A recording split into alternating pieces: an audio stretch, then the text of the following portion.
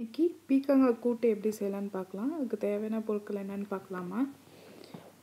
தேங்காய் வந்து காக்கத்து, கொத்தமல்லி, கருவேப்பிலை, 1/4 டீஸ்பூன் மஞ்சள்தூள், உப்பு, 2 டீஸ்பூன் எண்ணெய், பெருங்காயம் 2 சிட்டிகை, மிளகாத்தூள் வந்து 1 டீஸ்பூன், சீரகம், கடுகு, உளுத்தம்பருப்பு வந்து 1 டீஸ்பூன், பீக்கங்காய் வந்து ஒரு பெரிய பீக்கங்காய் பெருசு எடுத்து வச்சுருக்கோம்.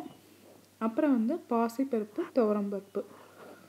உங்களுக்கு துவரம்பருப்பு மட்டும் வேணாலும் துவரம்பருப்பு போட்டுக்கலாம், இல்லை பாசிப்பருப்பு மட்டும் வேணும்னா நான் ரெண்டுமே போட்டால் நல்லாயிருக்கும் கூட்டுன்னு சொல்லி நான் போட்டிருக்கேன். ஃபஸ்ட்டு ஒரு குக்கரில் பீக்கங்காய் போட்டிருக்கேன். அடுத்தது வந்து பாசிப்பருப்பு, மஞ்சள்தூள், மிளகாத்தூள், பெருங்காயத்தூள் போட்டிருக்கேன், உப்பு போட்டிருக்கேன். இப்போ அதில் தேங்காய், வெங்காயம் போட்டுக்கோங்க. வெங்காயம் வந்து ஒரு சின்ன வெங்காயம் வந்தால் ஒரு 3-4 போட்டுக்கோங்க.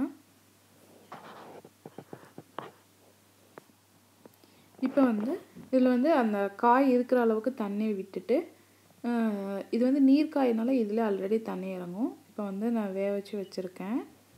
இப்போ அதில் வந்து இப்போ தண்ணி கொஞ்சம் அதிகமாக போடனால அதில் கொஞ்சம் அரிசி மாவு நான் போட்டிருக்கேன். இப்போ ஒரு எண்ணெய் ஊற்றி ஒரு சட்டியில் கடுகு, உளுத்தம்பருப்பு, சீரகம் போட்டு தாளித்து இதில் கொட்டியிருப்பேன். ஏன்னா பெருங்காயம், கொத்தமல்லி, கருவேப்பிலை அதில் போடனால.